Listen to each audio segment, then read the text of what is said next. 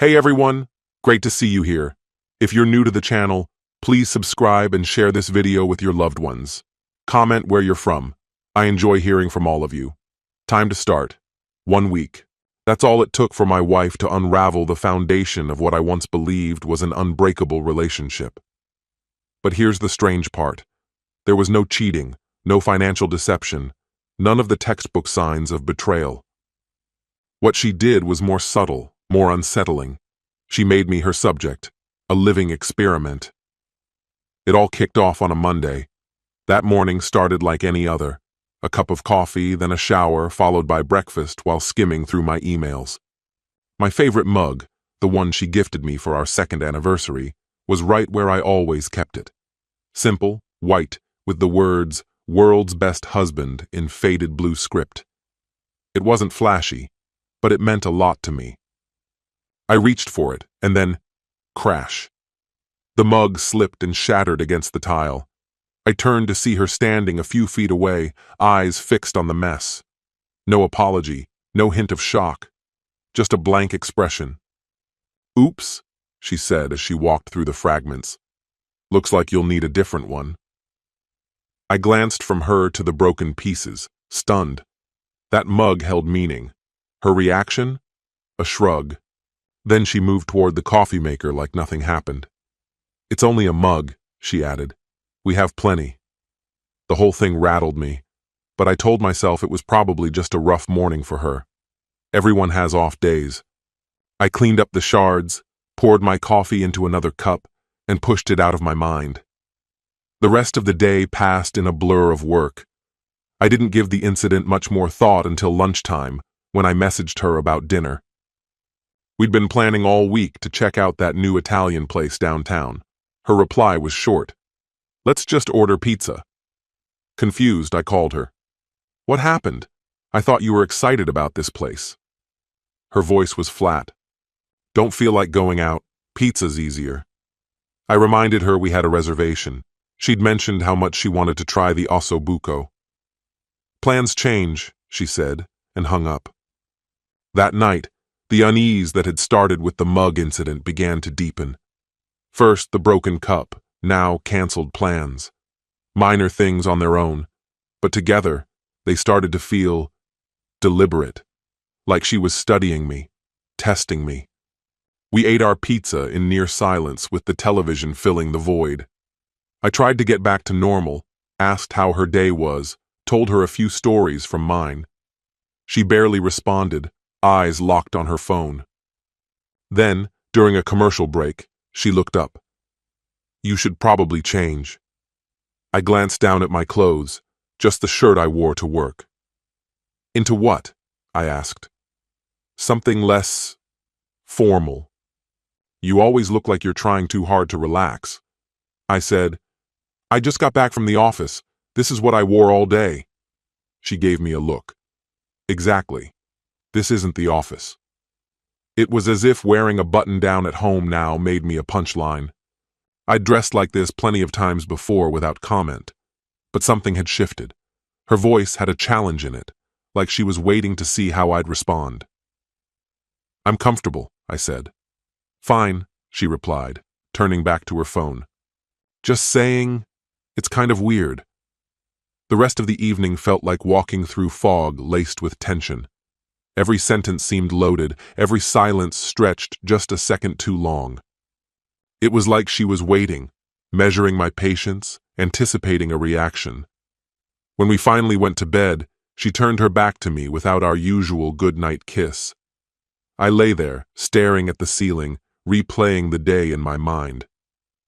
The mug, the change in dinner plans, the jab at my clothes, it all seemed like part of something larger, like a pattern. Was I imagining things? Was this some subtle test? Maybe she was just going through something, a rough patch at work, a personal issue she hadn't shared yet. I told myself it would blow over, that tomorrow might bring some clarity. I was wrong. The next day only made things more confusing.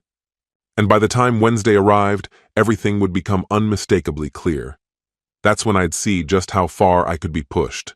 Spoiler, not very far. When Tuesday came, the atmosphere only got heavier. She was already out of bed when I woke up. Odd, considering I'm always the first to rise. I found her in the kitchen, dressed and scrolling through her phone, holding my car keys. "I need your car today," she said, eyes still on the screen. "Why? Is something wrong with yours?" I asked. "No," she said simply. "I just want to use yours." This was out of character. We always drove our own cars. Hers was newer and nicer. Mine was nothing fancy, just functional. Still, I handed her the spare key. "Just so you know, it's almost empty." She gave a small nod, barely looking up from whatever had her attention on the screen. That morning, I took her car to get to work. That meant the usual routine: shifting the seat into position, fixing the mirrors, resetting the radio from her stations back to mine. Nothing major, but those little adjustments added up. Midday, I got a text from her. "Your car's in the driveway." That was the entire message. No mention of why she needed mine. No thanks. No explanation. Just a cold statement, like logging an item returned in an inventory system. When I came home later, instinct had me glance at the fuel gauge before getting out. It was beyond low, fully empty. The warning light on the dash was glowing orange, practically scolding me. I stepped inside. "You left the tank empty," I said. She was stretched out on the couch, delicately painting her nails. "Oh yeah," she replied, without looking up. "I forgot to get gas." "You forgot? I reminded you this morning. It was the only thing I asked." "I had other stuff going on.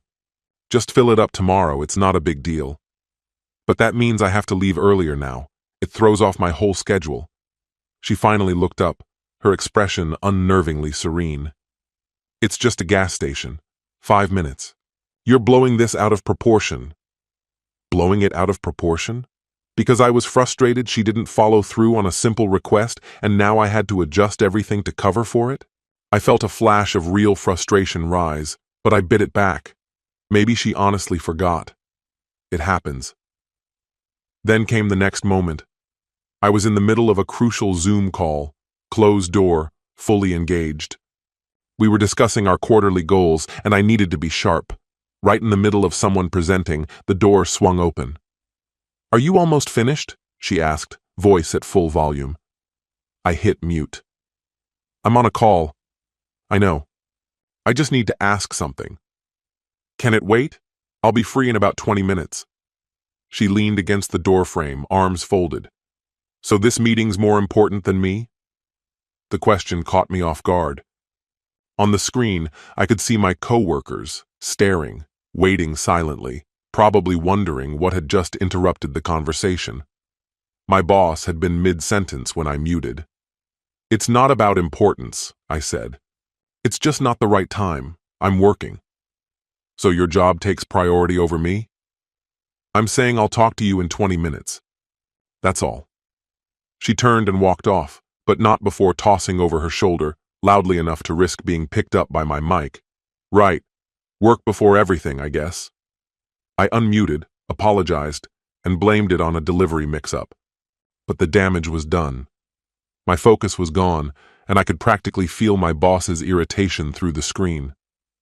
That night, we went out for dinner at a regular spot.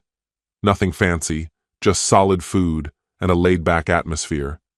It should have been easy. The waiter was a young guy, early 20s, professional, polite, the usual small talk about the weather and menu options, but she acted like he was on stage for her benefit. "Oh, you like the salmon?" she asked, flashing a grin I'd never seen her use on a server. I respect a man who knows his fish. The guy gave a courteous smile, probably used to friendly customers. "It's one of our most popular dishes," he said. "The chef really nails the flavor." "I can imagine," she replied, holding his gaze a moment too long. I watched from across the table, a knot forming in my chest. When he left with our order, I leaned closer. "What was that about?" "What was what?" she said, feigning innocence. "That thing with the waiter." She let out a quick, dismissive laugh. "I was being friendly. You know, like normal people are in restaurants." That didn't seem like friendliness. That felt like a show. You're being ridiculous. He was doing his job, I was being polite. Would you rather I be cold to everyone? When he came back with the plates, she cranked it up, asked his name, complimented his recommendations, laughed at his comments like they were comedy gold. He stayed professional, but it was clear she was making him uncomfortable. Everything good here? He asked as he set down the food. Couldn't be better, she said, touching his arm briefly. You're really treating us tonight. That's when I understood. This wasn't random. It wasn't accidental. She was performing, watching me the whole time, measuring my reaction to her calculated flirtation right in front of me. On the drive home, she broke the silence. You were awfully stiff at dinner. Was I? Very. Looked almost like jealousy. Should I have been? She gave a slight shrug. That's up to you. I'm not responsible for how you feel about me being nice. Nice? That's the word we're using? What would you call it? I pulled into the driveway and turned off the engine. For a few seconds, we sat in silence. Then I answered. I'd call it a test. Something passed over her face then, just a flicker. Recognition, maybe even a trace of triumph. It was gone almost as quickly as it came, but I saw it. Do you think this is some kind of game? I asked, raising an eyebrow with suspicion. That's an odd way to describe it, she responded, offering no further explanation. Instead, she stepped out of the car and headed indoors, leaving me to follow, uneasy and uncertain. Later that night, as I lay in bed, the pieces clicked into place. The broken mug, the abrupt cancellation of dinner plans, the jabs at my wardrobe, returning the car with the fuel light blinking, the interruptions during my meetings, her overt flirting with the waiter while I sat across from her. It hadn't been random or thoughtless. It had all been intentional, calculated. She was measuring me, seeing how far she could go before I pushed back. The only mystery left was why. That answer was coming soon, and when it arrived, she would realize I wasn't as soft as she imagined. Wednesday morning brought the turning point. I stepped into my workspace to find it stripped bare. The work I'd spent 3 weeks crafting, sketches, documentation, notes, all gone. I found her in the kitchen, casually eating cereal as if it were any other morning. Where's all the material from my desk? I asked, my voice tight. She didn't even look up. What material? The restoration proposal, the entire community center project, all my files. Oh, that stuff? She said, scooping another spoonful. I tossed it. The mess was starting to bother me. Her words were like a bucket of ice down my spine. You what? I cleaned the area. It looked cluttered. I opened the trash can, sifting through its contents. And there it was, crushed, torn, stained. My diagrams, financial plans, timelines, research, all destroyed. This wasn't garbage. This was my work. They're just some papers, she said, her tone flat. You'll make new ones. Just papers? That was nearly a month of effort.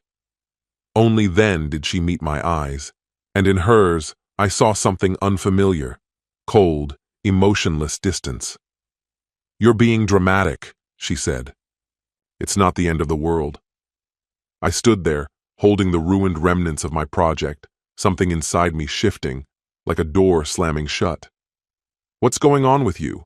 I asked carefully. I'm just tidying up. Someone has to, she replied with feigned innocence. No, I said softly, more to myself than to her. What are you really doing? The mug, the gas tank, that dinner, the waiter, the interruptions. And now this? What's the point? She gently put her spoon down and looked at me with a smirk, as though she'd been waiting for me to ask that question all along. I'm testing you, she said, matter-of-factly. There it was, the confirmation I'd dreaded but already suspected. Testing me for what exactly?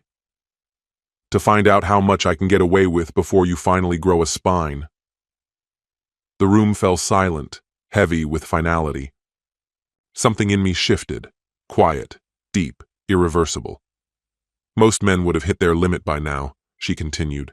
Raised their voice, stood up for themselves, set boundaries. But not you. You just let it happen. You're weaker than I thought.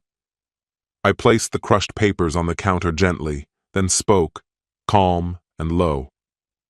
You're not wrong. She blinked, clearly caught off guard. What? You're right. I do have limits. And you've just hit them. I picked up my phone. First, I changed the Wi-Fi password. Then I called my credit card company and had her removed from the account. As she stood there, disbelief rising in her face, I contacted the car insurance provider and revoked her access from the policy.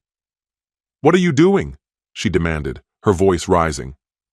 Exactly what you did, I said. Exploring limits. Stop it. This was just a way to understand our relationship better. A test. And I've learned all I need to know.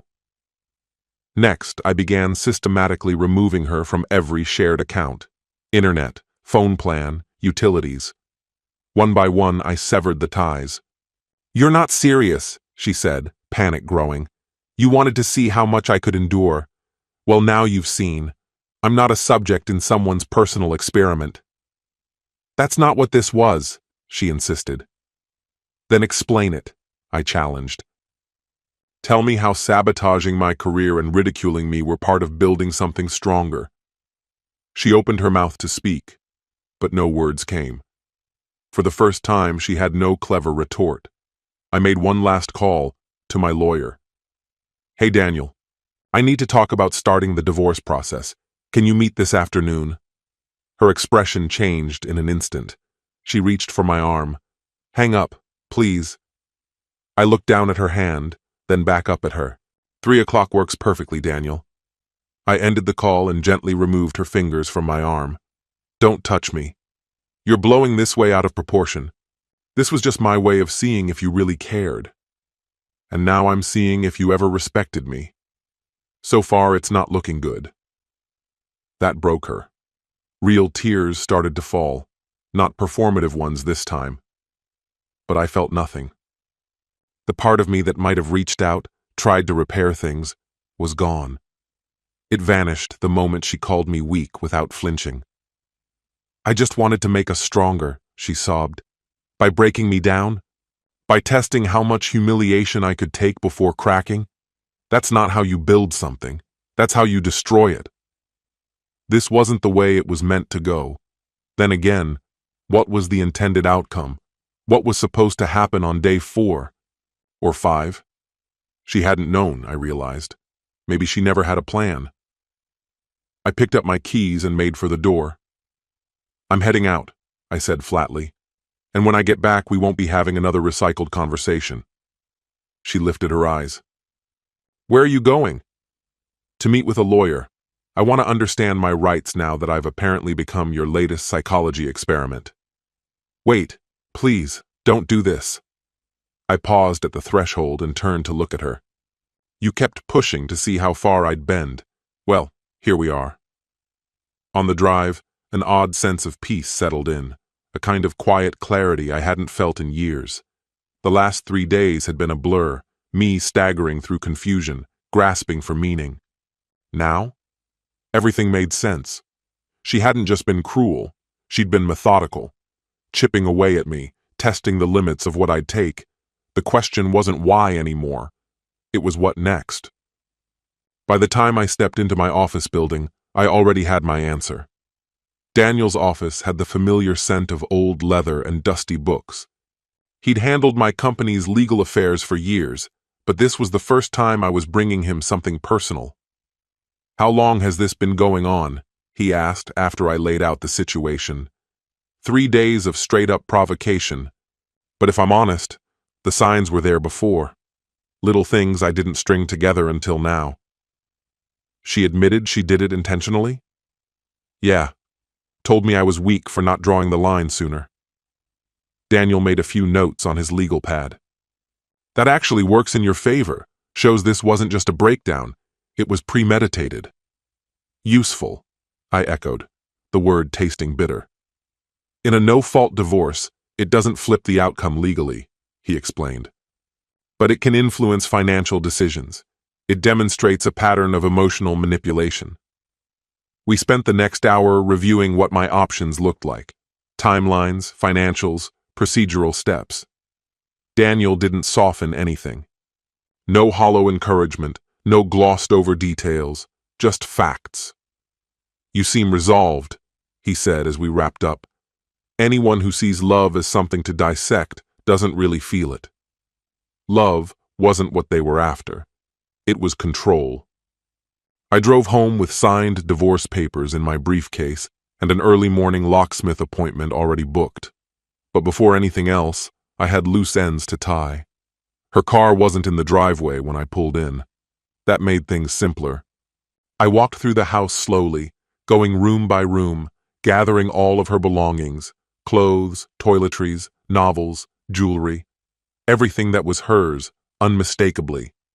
I wasn't trying to hide it. I wasn't being spiteful, just efficient. 2 hours later, I had everything boxed and stacked in the garage in tidy rows. I taped a note to the topmost box: "Your things. Available for pickup between 10 a.m. and 6 p.m. Please text ahead." Then I sat down and started changing every password she might have had access to: email, streaming, bank accounts, cloud storage, everything. She wanted to see where my boundary was. She was about to watch me draw it in stone. She came in around 8 p.m., still wearing the same outfit from that morning, takeout in hand. Her makeup was smudged, eyes swollen. She'd been crying. "I got dinner," she said in a shaky voice. "From your favorite place." I was at the kitchen table, laptop open, working to restore a project she'd sabotaged days earlier. I didn't glance up. "Your stuff's in the garage." She blinked. "What stuff?" "Everything that belongs to you. It's all in boxes." She looked confused, then scared. "Why is it in the garage?" "Because it no longer belongs inside this house. You can't just kick me out. This is my home too." I finally looked at her. "Is it? Because the person who's been dismantling my work and calling me worthless doesn't act like this place means anything to them, except as a lab for their little social experiments." I said I was sorry. "No. You cried and said you didn't expect it to go this far. That's not the same thing. That's not an apology. That's regret for playing too rough." She eased into the chair across from me. "What do you want me to do?" "I don't want anything from you," I said quietly. "I want you to understand that choices have weight. I know I messed up. No, you chose, again and again. Your only miscalculation was assuming I'd tolerate it forever." She reached across the table, trying to touch my hand. I pulled away. "Don't. We can fix this." "No, we can't." I shook my head. "You tested my love by seeing what I'd endure. I tested your respect by hoping you wouldn't. I think we both got our answers. I do respect you. You told me this morning that most men would have put you in your place already. Does that sound respectful to you?" She said nothing. "I think," I added, "that was the first honest thing you've said in weeks." I shut the laptop and stood up. "The locksmith comes in the morning. Make sure you've packed everything you need by then." "You're really changing the locks?" she asked, voice tinged with disbelief. "I'm securing my home against people who've shown they don't respect it anymore." "This is insane," she snapped. "You're willing to throw our marriage away over a rough period?" "I'm not discarding anything," I told her. "You did that already. I'm just dealing with the consequences now." She followed as I moved toward the stairs. "What about counseling? Aren't we going to try to fix this?" "And what would we say in therapy?" I shot back. "That you spent days testing how much humiliation I could tolerate before I broke? You really expected me to take advantage endlessly without pushback? Maybe we just had trouble communicating." I stopped midway up the stairs and looked down at her. "Is that honestly your take? Just a miscommunication?" "I think we both played a part," she said. "What exactly do you think my mistake was?" She opened her mouth, paused, and then closed it without speaking. She had nothing, because she knew I hadn't done anything besides stick around longer than I should have. The Wi-Fi's password has been changed, I said. Same with the credit cards. The insurance is no longer shared. Consider this the feedback you were fishing for. You can't just shut me out like this. I already did. I turned and continued upstairs, shutting the bedroom door behind me. Not a slam, just a firm, measured close. The same composed resolve I'd carried since sunrise. From the other side of the door, I heard her pacing the house, opening drawers, peering into cabinets, slowly discovering the extent to which her access had been revoked. Around midnight, there was a gentle knock. "Can we please talk?" "We already talked," I replied. "You said everything you needed to this morning. I listened. I didn't mean any of it." "You did. You just didn't expect consequences." Silence stretched through the house. I lay in bed, staring up at the ceiling. I didn't feel anger or sadness, just an unmistakable sense of peace. For 3 days, I'd lived in uncertainty, trying to make sense of her behavior. Now, I finally understood. And more importantly, I knew what I had to do. Talia might try more games, but this time, I'd be writing the rules. Thursday dawned to the hum of a locksmith's van in the driveway. I'd been up for hours, sipping coffee and watching the morning light creep across the kitchen tiles. She was still upstairs, sleeping or pretending to. By 7:30, the job was done. New locks on every door, updated codes for the garage. The locksmith handed me 2 key rings and a receipt. "Domestic issue?" he asked gently. "Something like that." "Well, hope things improve." I nodded my thanks and stepped back inside. She stood by the counter, still wearing yesterday's clothes, eyes shadowed with exhaustion. "The locks are changed," I said, placing a key on the granite. "This is for the front door?" "That's right." She stared at it. "What about the garage? The back door? What about them? How am I supposed to get in?" "Use the front. Just give me a heads up first. Like I said, I need notice." "This is still my house too." "Is it?" I asked. "Because yesterday you treated it like some experiment, and I was just your subject." She picked up the key, turning it slowly between her fingers. "I can't live this way." "You don't have to. Your belongings are still in the garage. And where am I supposed to go? That's no longer my problem." My tone was colder than I intended, but I didn't take it back. For 3 days, she'd destabilized the one place I should have felt safe. Now, she could experience what it's like to be on the other side of that. My phone buzzed. A message from Daniel. "Docs are ready. Can you stop by later?" I replied, 2 p.m. works." She watched me type. "Who was that?" "My lawyer." "So you're serious about this?" "I told you yesterday it was happening. Did you think I was bluffing?" "I thought you'd cool off and we'd talk it through, like adults." "This is me calm. If I weren't, you'd have been out Tuesday night, right after you called me pathetic." She sank into a chair, face buried in her hands. "I don't know what I was thinking. You thought you could push me around and I'd just roll over. That's not what I was doing." "Then explain it." She looked up, and for a second, I thought she might actually come clean. "I read this article. It said strong couples handle conflict better than others. That if you weather tough times together, your bond grows stronger." "So you decided to manufacture a tough time?" "I wanted to see if we could handle adversity as a team." "By undermining my job? By flirting with other guys?" "I know it sounds awful when you say it like that. It sounds awful because it was. That wasn't a test. That was calculated cruelty disguised as relationship advice." Tears streamed down her cheeks again, but I felt nothing. Not sympathy, not guilt, not even anger. Just clarity, sharp and final. "I can change," she whispered. "I can be better. You had your chance. Instead, you turned me into some kind of experiment. Everyone makes mistakes. Mistakes are accidents. What you did?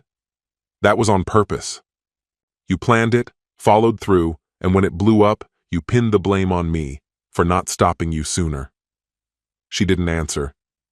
Without hesitating, I grabbed my keys and headed for the door. I'm off to work, I said. The locksmith's card is on the counter in case anything's still broken. What am I supposed to do all day? She asked. Whatever you like. That's the whole idea. At the office, I immediately got back to rebuilding the project she had deliberately ruined. Strangely, redoing it was easier this time. I already knew which parts were dead ends and which ones were worth pursuing. By lunchtime, most of what had been destroyed was back in place. As the day wore on, Daniel's office started to fill up. I reviewed documents, signed off on forms, and sat through discussions on process changes and looming deadlines. It all felt surreal, like moving through a fog, but it was necessary work. She's going to push back, Daniel warned. Things that unravel this fast usually don't go quietly. She's free to try, I said. Let her explain how running a psychological study on her husband fits into a healthy marriage. That evening, when I pulled into the driveway, her car was gone. But this time, so were the boxes in the garage. She had taken her belongings. On the kitchen counter sat a note. I'm staying at my sister's. We need to have an adult conversation. I crumpled the note in my hand and tossed it. Adults don't treat their spouses like test subjects. Friday arrived in a storm of missed calls. 6 from her before midday alone. I let everyone ring out. Her voicemails started with apologies, then veered from contrite to irritated to frantic. Pick up. We can work through this. You're overreacting. People argue. I'm sorry, okay? Really, truly sorry. Don't throw us away. Her sister reached out too. She's falling apart. Can't you give her another chance? She already had one, I said. She had 3 whole days to stop and treat me like a human being. She didn't. She made a mistake, her sister insisted. No, she made a choice, and now I'm making mine. By Saturday, she tried a different approach. She showed up with flowers and my favorite takeout. I brought lunch, she said when I opened the door. I didn't ask you to. I thought maybe we could talk. We already did. You called me weak. I disagreed. End of conversation. I didn't mean it like that. No, you meant it. And to be honest, you weren't wrong. I was weak. I let you humiliate me for 3 days before I did anything about it. But that version of me doesn't exist anymore. She held out the bouquet. Please, just hear me out. You already explained everything on Wednesday morning. You set up an experiment to see how much I'd take. Well, now I'm running one of my own, to see how you respond to real consequences. This isn't an experiment, she said. This is our marriage. No, that was our marriage. What you did was something else entirely. And what I'm doing is cleaning up after it. I moved to close the door, but she pressed her hand against it. I'll do anything. Anything to fix this. Perfect. Then start by undoing the damage you caused. I shut the door, not angrily, but with finality. She stayed out there, knocking and calling my name for 10 more minutes. I never answered. Sunday passed in total silence. No phone calls, no texts, no surprise visits. Nothing. I spent the day working, reading, and enjoying the rare stillness of a home that finally felt safe again. Monday marked the 7th day of her so-called test. But by then, the results were in, for both of us. That same day, the divorce papers were delivered. I wasn't home when it happened, but Daniel called to give me the update. Process server reached her at her sister's place. She signed at 11:15 this morning. How did she take it? She went pale, asked if it was legit. When he said yes, she just nodded and closed the door. Good. She's got 30 days to respond, Daniel reminded me. But with everything that's happened, I'm guessing she'll reach out before that. He wasn't wrong. At 2:30 that afternoon, My phone lit up with her number. "We need to talk," she said. Her voice sounded smaller, like it had been through too much.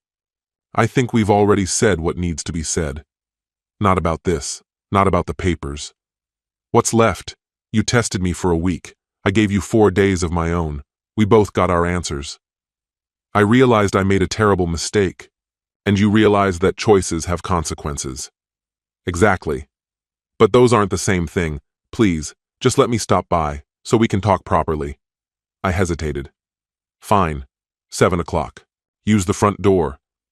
She arrived exactly on time, carrying only her purse. No food, no flowers, no distractions. Her face showed the toll of days without sleep or peace. I let her in, but didn't invite her to sit. We stood across from each other like strangers in what used to be home. "The divorce papers say irreconcilable differences," she said quietly. "They're not wrong. But people get through worse. They fix things. They do. When they respect each other. Not when one turns the other into a subject for analysis." "I know I crossed the line." "Do you really? Because on Wednesday morning you were proud. You called it a test. You said I wasn't as strong as you'd thought." Her face twisted like the memory physically hurt. I was livid. "You finally chose honesty, perhaps for the first time since the day we exchanged vows. But let's not pretend it was some brave, redemptive gesture. You think this all boils down to fairness? All right, let's unpack that. Was it fair when you smashed the mug I held dear, just to watch how I'd react? Was it fair when you dismissed nearly a month of work by calling it cleaning up? Or how about when you flirted with someone else, just to see if jealousy would flicker in me? You stayed silent, so I kept going. Here's what I think really happened. You grew bored of being married to someone who respected you. So you started poking, testing, trying to reshape me into someone I wasn't. Louder, more forceful, maybe even hostile. That would have been more exciting for you, right? More passion, more chaos, something other than a man who simply loved you. Am I wrong? You once said that most men would have snapped already, would have put you in your place. And I saw the disappointment in your eyes because I hadn't. You cried, but I felt nothing. Whatever part of me might have reached out, comforted you, it was already gone. "I don't want a divorce," you murmured, and I told you, I don't want a relationship built on manipulation. "We both have problems," you said. "I can change." You could have, but you didn't. Morning after morning for 3 straight days you chose to keep playing this game, and each time you raised the stakes. It didn't end because you saw the damage. It ended because I finally refused to keep playing. "So now what?" you asked. "Now," I said, "we move on.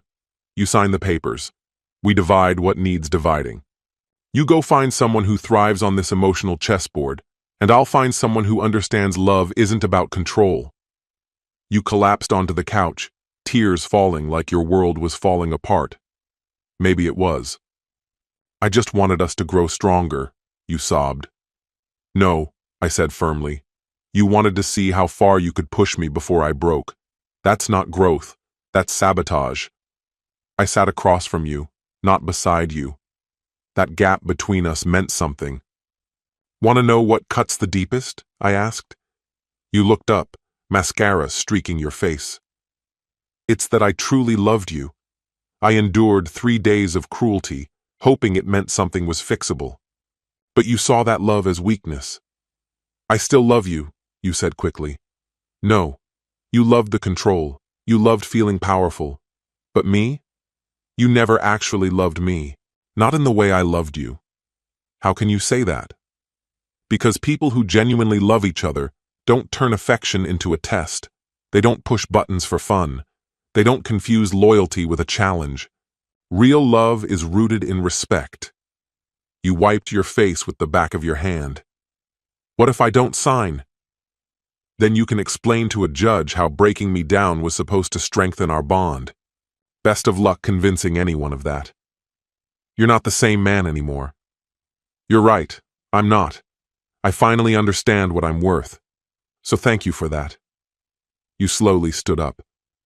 So this is really it? This began the moment you called me weak. Everything since? Just the paperwork. At the door, you paused. I hope you find what you're looking for. I already did. It's called self-respect. It was always there, just buried under too much forgiveness aimed at the wrong person. You left without another word. 3 months later, the divorce was finalized. 6 months after that, I met someone new. Someone who didn't need games to feel loved because she could see it in how I treated her. Someone who gave back kindness instead of manipulation. Word about her eventually reached my ex through mutual acquaintances. She called me one afternoon and asked to talk. I never returned the call. She tested my boundaries. She got her answer. The test was over. She failed. No second chances, no bonus points, no appeals. Some lessons are taught only once. And some lines, when crossed, stay crossed. She wanted to know how much I could take. Now she knows. Exactly 7 days, not a second more. This story has come to an end. What's your opinion? Share it in the comments, my friend. And if you like this story, check out other exciting videos on my channel. I'll say goodbye until the next video. See you.